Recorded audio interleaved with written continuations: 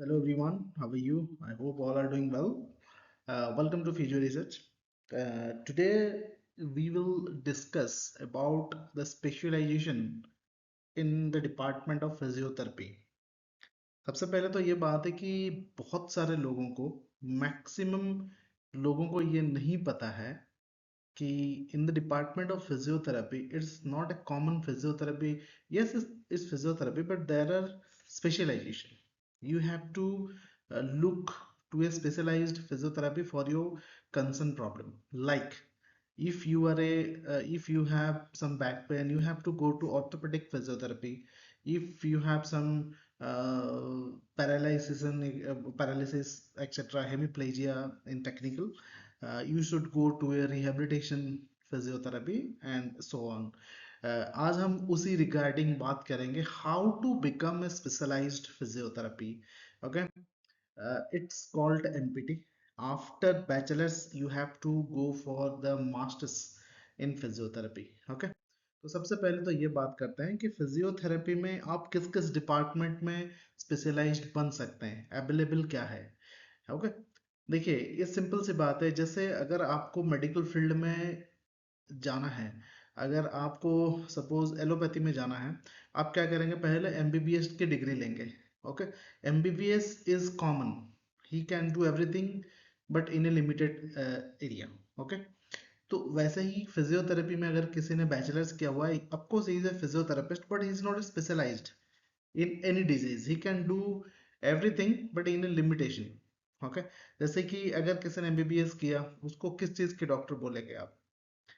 तो कुछ नहीं है ना. फिर उसको उसके बाद स्पेशलाइजेशन करना पड़ता है, चाहे वो मेडिसिन में करें, सर्जरी में करें, फिर उसके बाद फिर उनको सुपर स्पेशलाइज मतलब एक नीश डिपार्टमेंट ढूंढना पड़ता है, जैसे कि न्यूरोलॉजी है, ऑर्थोपेडिक्स है, वगैरह वगैरह. ठीक वैसे ही फिजियोथेरेपी में है. अगर कोई बैचलर्स डिग्री किया हुआ है, वो फिजियोथेरेपिस्ट तो है, नो डाउट, बट वो एक कॉमन फिजियोथेरेपिस्ट है without having any specialised knowledge.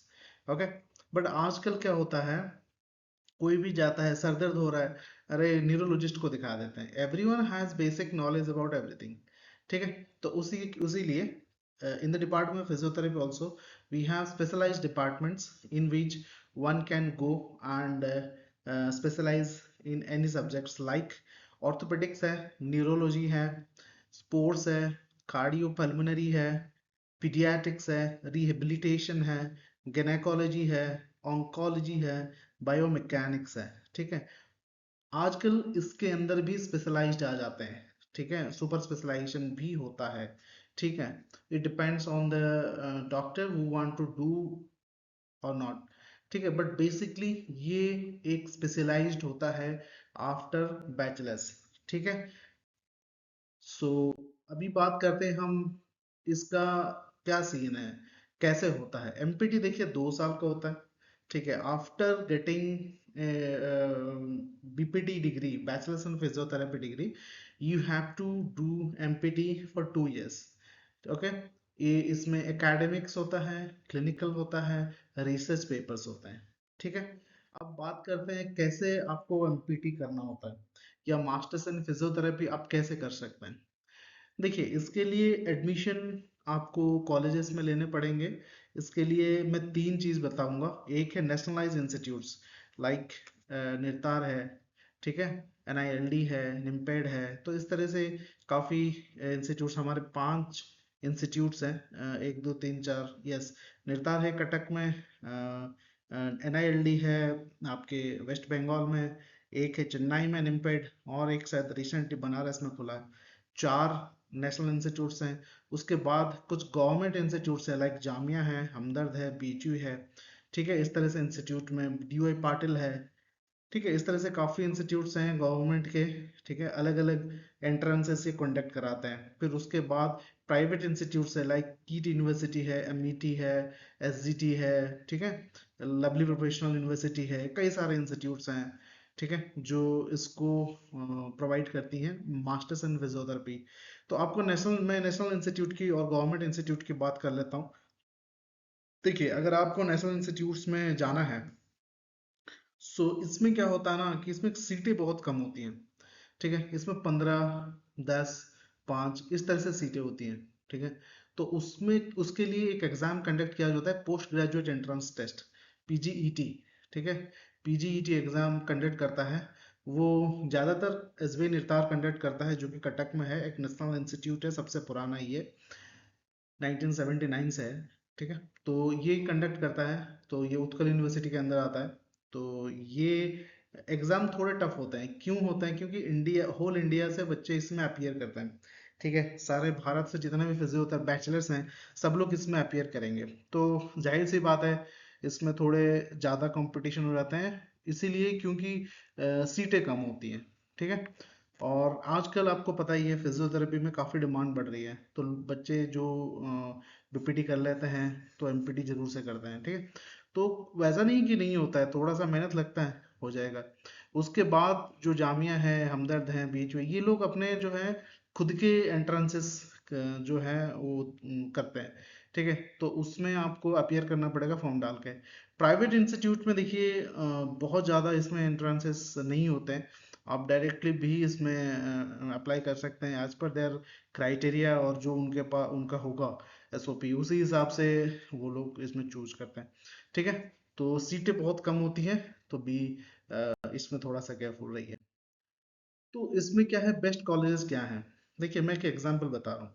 अगर इंजीनियरिंग की बात करें, तो अगर आपको एमटेक करना है या बीटेक करना, एमटेक की बात करें, एमटेक करना है, तो बेस्ट इंस्टीट्यूट आईआईटी है कि नहीं? अगर आपको प्रॉपर मेडिकल या सर्जरी करनी है, तो बेस्ट इंस्टीट्यूट एम्स है, एम्स दिल्ली पर्टिकुलरली। तो उसी तरह से अगर फिजियोथेरेपी में आप पूछेंगे तो बेस्ट इंस्टीट्यूट क्या है, इंडिया की बात कर रहा हूँ, तो इट विल बी एसबी निर्तार, कटक में जो है। इसकी रीजन है, मैं इसलिए नहीं कहता हूँ, कई लोग बोलेंगे आप हैं इसलिए बोलते हैं, ऐसा नहीं है। एसबी निर्तार सबसे पहले तो एक नेशनल इंस्टीट्यूट है, fully funded by the ministry of empower social empowerment. ठीक है, तो उससे द्वारा फंडेड है, तो कंप्लीटली सेंट्रल गवर्नमेंट इंस्टीट्यूट है, आईआईटी जैसा।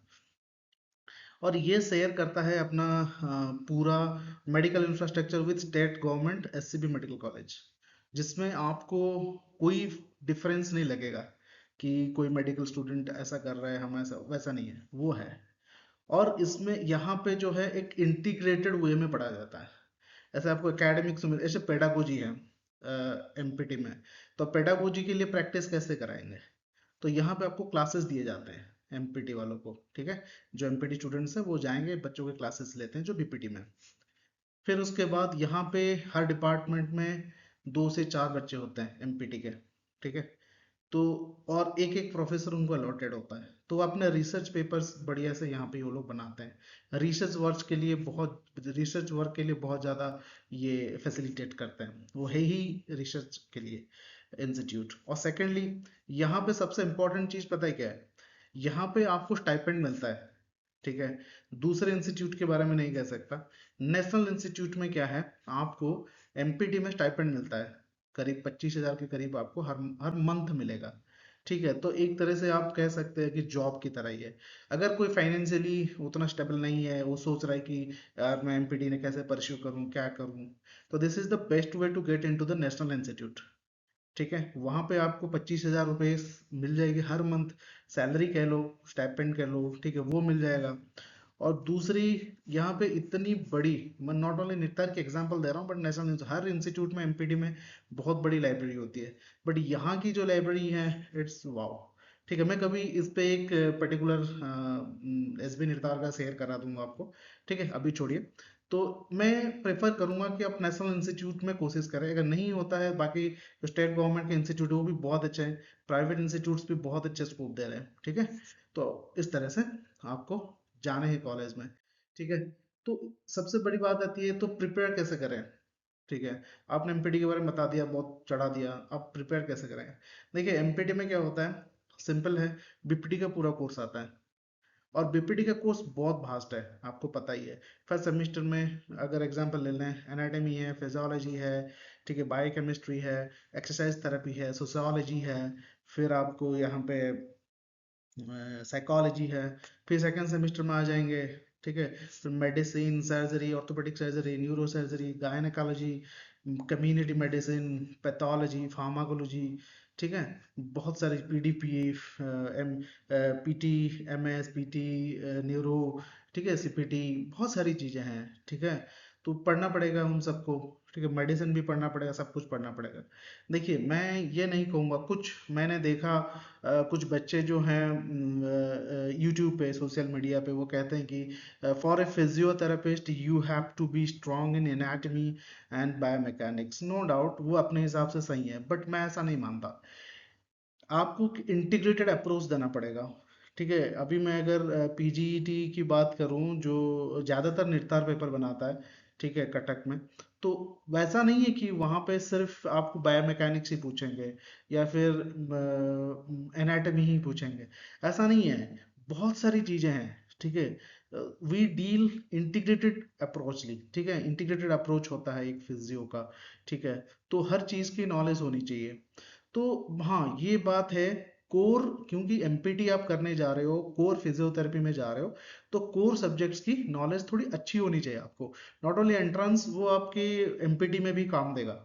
ठीक है, बहुत काम देगा। ठीक है, तो इसलिए मैं ये सजेस्ट करूंगा, आप इंटीग्रेटेडली पढ़िए जो कोर फिजियोथेरेपी के सब्जेक्ट्स है, लाइक एक्सरसाइज थेरेपी, दीना गार्डिना, इलेक्ट्रोथेरेपी, ये जो है इसमें है बेसिक एनाटॉमी, बेसिक फिजियोलॉजी, ये सब चीज़ें with some knowledge of pathology. ठीक है, और लास्ट में जो अपने आते हैं M S P T, M S P T neuro, ये सब चीज़ें काफ़ी अच्छे से पढ़िए, पी एम आर सुलिवान वगैरह। ठीक है, उसको बहुत अच्छे से तैयार करना पड़ेगा। हाँ, एक चीज़ प्रॉब्लम हो जाती है इन एमपीटी एंट्रेंस एग्जामिनेशन, हम लोगों के पास we have very less source to prepare. ठीक है, जैसे नीट पीजी है। ठीक है, उसमें क्या है, एक बड़ा amount, vast amount of study material available है, कोचिंग्स अवेलेबल हैं वगैरह वगैरह, बहुत सारी चीज़ें हैं। देखिए, इसमें इसीलिए अवेलेबल नहीं है क्योंकि इसकी संख्या कम है अभी, नंबर ऑफ स्टूडेंट्स कम है, एंट्रेंस बहुत छोटा है, तो इसलिए बहुत वास्ट नहीं है, बट स्टिल इसमें अवेलेबल हैं कई सारी चीज़ें। बेसिक जो बुक्स हैं वो तो आपके पास अवेलेबल है ही। ठीक है, जैसे कि फर्स्ट ईयर, सेकेंड ईयर, वो सारी चीज़ें हैं, तो वहाँ से आपका बेस तैयार होगा। एमपीटी प्रैक्टिस के लिए क्वेश्चंस चाहिए। देखिए, आजकल तो एप्लीकेशंस भी मिल जाते हैं। ठीक है, एक कई एप्लीकेशन हैं, आप उसको डाउनलोड करिए, डेली 10 15 20 क्वेश्चन आएंगे, उसको आप प्रैक्टिस कर सकते हैं। एनाटॉमी, फिजियोलॉजी, मेडिसिन वगैरह, उन सबको प्रैक्टिस करने के लिए तो बहुत सारे मटेरियल्स हैं, आप उसमें प्रैक्टिस कर सकते हैं। ठीक है, क्योंकि नीट पीजी में बहुत सारे मटेरियल्स अवेलेबल होते हैं, उसमें से आप छोटा छोटा प्रैक्टिस कर सकते हैं। अगर कोर की बात आए तो उसमें कुछ मटेरियल्स अवेलेबल हैं, मैं आपको बता देता हूँ। एक डॉक्टर पीपी मोहंती सर के एक बुक आता है, फिजियोथेरेपी सीक्रेट्स। ठीक है, मैं यहाँ पे फिजियोथेरेपी सीक्रेट्स आता है। बायोमैकेनिक्स की एक एमसीक्यू आती है फिजियोथेरेपी में। एक एमसीक्यू, फिजियोथेरेपी एमसीक्यू में सूरज कुमार एक बुक आती है। इसके आंसर थोड़ा देख के, हाँ, मैंने जब किया था इसके आंसर में थोड़े गड़बड़ निकले थे। और एक पीएमआर की एक एमसीक्यू बुक आती है, मैं इसको आपको दिखा देता हूँ। ये है, ये सूरज कुमार की एक बुक है। ये काफ़ी अच्छी बुक है, एक मोटी अच्छी खासी इसमें आ जाते हैं, हर एक टॉपिक एक कवर करते हैं। तो ये एक बुक है, आप इसको जरूर से सॉल्व करिए। ये बुक जो है फिजियोथेरेपी सीक्रेट मल्टीपल चॉइस, इसमें हर सेक्शन से क्वेश्चन है, एनाटॉमी से है, बायोमैकेनिक्स से, एक्सरसाइज थेरेपी से है, हर सेक्शन से है, बट ये थोड़ी छोटी बुक है। ठीक है, आपको अगर आप अच्छे से तैयार करते हैं तो आपको लगेगा सफिशिएंट नहीं है। इन दोनों को कंबाइन कर लीजिए, बहुत अच्छा आपको मिलेगा। और बायोमैकेनिक्स में है, ये बुक जो है ये बायोमैकेनिक्स पे है, और अप्लाइड एनाटॉमी में है, बट ये कंप्लीटली वो सिंथिया नॉर्किन की जो बुक है बायोमैकेनिक्स, उसी को कवर करता है। बहुत ज़्यादा इसमें आपको चीज़ें बाहर से नहीं मिलेगी। और एक पीएमआर की बुक है, सुंदर और जिमी बोजोस की। ये एक पीएमआर की किताब है, बट ये इसमें बहुत अच्छा काम देता है अपने एमपीटी एग्जाम में, और बाकी एंट्रेंस में मैंने इसको सॉल्व किया था। तो इसमें क्या है कि इसमें हर चीज़ की क्वेश्चन की स्टैंडर्ड थोड़ी अच्छी है। ठीक है, आपको अच्छा खासा स्टैंडर्ड इसमें देखने को मिलेगा। ठीक है, तो ये कुछ किताबें हैं, इसको आप सॉल्व कर सकते हैं, आपको बहुत हेल्पफुल होगा। ठीक है, तो ये हो गई कुछ किताब के बारे में। अब अगर आप एंट्रेंस क्लियर कर लेते हैं तो वेल डन। आपको अगर अच्छी कोई इंस्टीट्यूट मिल जाता है, बहुत अच्छी बात है। ठीक है, तो आफ्टर एमपीटी आप क्या करेंगे, बहुत सारे क्वेश्चन है, अब इसके बाद ज़्यादा सोचना नहीं पड़ता। अगर आप एमपीटी कर रहे हैं तो मैं समझता हूँ आपने सोच के ही किया होगा। ठीक है, अपने फील्ड में क्या होता है, बहुत सारे बच्चे एमपीएच करते हैं, कोई एमबीए कर लेता है, कोई दूसरी जगह शिफ्ट हो जाते हैं, बहुत सारे बच्चे डाइवर्ट हो जाते हैं। बट अगर आप एमपीटी तक आ गए हैं तो मैं सोचता हूँ कि आप सोच समझ के आए होंगे कि इस फील्ड में मुझे कुछ करना है या फील्ड में बने रहना है। तो इसके बाद स्कोप्स बहुत सारी हैं, वास्ट हैं। आप क्लिनिशियन बन सकते हैं, किसी भी हॉस्पिटल में ज्वाइन कर सकते हैं आप, private, government, any hospital as a consultant. Join कर सकते हैं, एज ए थेरेपिस्ट ज्वाइन कर सकते हैं, या फिर किसी टीम में ज्वाइन कर सकते हैं। लाइक कार्डियोलॉजी कोई हॉस्पिटल है, आपको सीपीटी आपने किया है, आप उनके टीम में ज्वाइन कर सकते हैं एज ए थेरेपिस्ट। और अगर आपने ऑर्थो में किया है, हो सकता है आपको कोई बहुत अच्छा ऑर्थोपेडिक हॉस्पिटल मिल जाए। आपने न्यूरो में किया है, हो सकता है आपको अच्छे न्यूरोलॉजी डिपार्टमेंट मिल जाए। तो उस तरह से आप किसी भी हॉस्पिटल की कोई भी टीम ज्वाइन कर सकते हैं। एकेडमिक्स में जा सकते हैं, चाहे जूनियर लेक्चरर जा सकते हैं, एज ए डेमोन्स्ट्रेटर जा सकते हैं। तो वैसे भी फैसिलिटीज अवेलेबल हैं, ठीक है। कुछ नहीं, अगर आपको कहीं जॉब नहीं करना, किसी के पास जॉब नहीं करना, अपना सेटअप डाल सकते हैं अपने फिजियोथेरेपी क्लिनिक बहुत अच्छे से। एमपीटी के बाद कोई क्वेश्चन नहीं करता। कंसल्टेंसी ज्वाइन कर सकते हैं, बहुत सारे आजकल कंसल्टेंसी खुल रखे हैं बच्चों को काम देने के लिए। फ्रीलांसिंग कर सकते हैं। फ्रीलांसिंग का मतलब यहाँ पे ये है कि आप अपना क्लिनिक नहीं करना चाहते, किसी के साथ काम करना नहीं चाहते, कोई बात नहीं। आप क्या है, अलग अलग क्लिनिक्स में जाके अपना सर्विस दे सकते हैं, या फिर आप पेशेंट्स के साथ डायरेक्ट कांटेक्ट करके उनको घर पे जाके सर्विस दे सकते हैं। ये फ्रीलांसिंग है, ठीक है। इस तरह से कई सारी चीजें हैं। सो आफ्टर बीपीटी बहुत सारी चीजें हैं, आप कर सकते हैं, इसमें कोई टेंशन की बात नहीं है। और एक चीज मैं ये कहूंगा कि अगर आप एमपीटी करते हैं तो अपने डिपार्टमेंट में स्टिक रहिए, आप इसको खिचड़ी मत बनाइए। फिजियोथेरेपी में बहुत बार देखा जाता है कि बच्चे करते तो एक डिपार्टमेंट में हैं और प्रैक्टिस हर चीज करते हैं। अगर जैसे कि कोई ने न्यूरोलॉजी में एमपीटी किया, न्यूरो फिजियोथेरेपिस्ट है, बट वो देखेंगे कि हर चीज प्रैक्टिस कर रहे हैं। इसको कम करने की जरूरत है, फिर स्पेशलाइजेशन की क्या जरूरत थी, अब बीपीटी की ठीक थे, है कि नहीं। सो अवेयरनेस की बहुत, नो डाउट अवेयरनेस की बहुत ज़्यादा ज़रूरत है। बट हम ही लोग अवेयर करेंगे और कौन अवेयर करेगा, है कि नहीं। तो उम्मीद करता हूँ आपको वीडियो इंफॉर्मेटिव लगा होगा और समझ में आया होगा। तो I will be there for more information and knowledge. तो कीप विथ मी, सब्सक्राइब करिए चैनल को ताकि आपको वीडियो टाइम पे मिलता रहे फिजियो रिसर्च का, ठीक है। We will be there for our department. Thank you very much and have a nice day.